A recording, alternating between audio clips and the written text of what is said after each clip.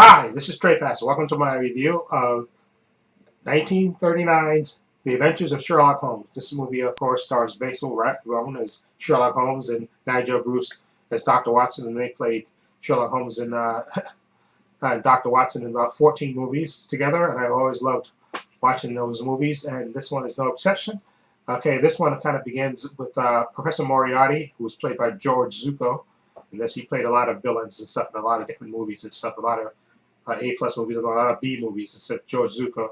And he plays Professor Moriarty, and it opens with him basically on trial for murder, and he actually gets acquitted because of lack of evidence. And at the last moment, Sherlock Holmes comes in, but it's too late. He's always been acquitted, and he's ready to move on.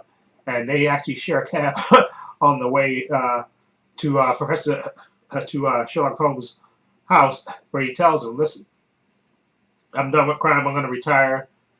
Yeah, I'm just going to give this up. Crime bores me." He said, "But I'm going to do one last thing, commit one last crime of the century, just to F with Sherlock Holmes before he leaves."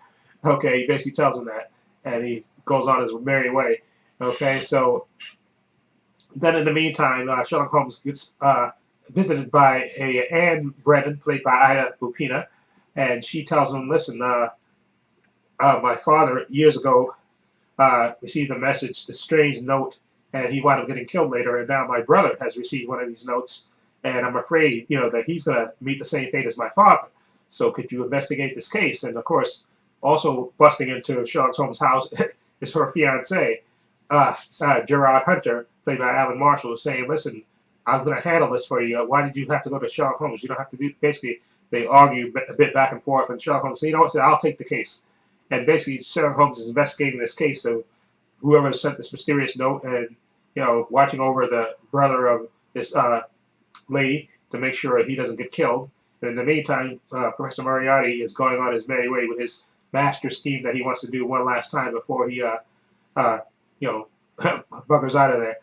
This is a really actually good movie, real interesting. Like I said, I always loved Basil Rathbone as Sherlock Holmes. I think he just embodies that character. He plays with such a ferocity that he's just great. And of course, Nigel Bruce, who plays the kind of a bubbling. I don't know. Some people don't like his portrayal of Dr. Watson because he plays with sort of like this stuffy, bubbling kind of guy. But I like it. It's a nice contrast between him and Basil Rathbone, and they have good chemistry together as an acting duo. So it kind of works for me. And George Zucco, who plays for Professor Moriarty, he's real good. I've seen him in other things and stuff. He always plays a good villain in this, and this one he's in no exception as Professor Moriarty. And in this one, he's not so over the top like I've seen him in other movies. He plays, I think, Moriarty just right. And he's, like I say, he's the nemesis, and his scheme to this plan that he has to pull off this great thing before he buggers out. It's actually a pretty ingenious plan if you watch it, see how it plays out.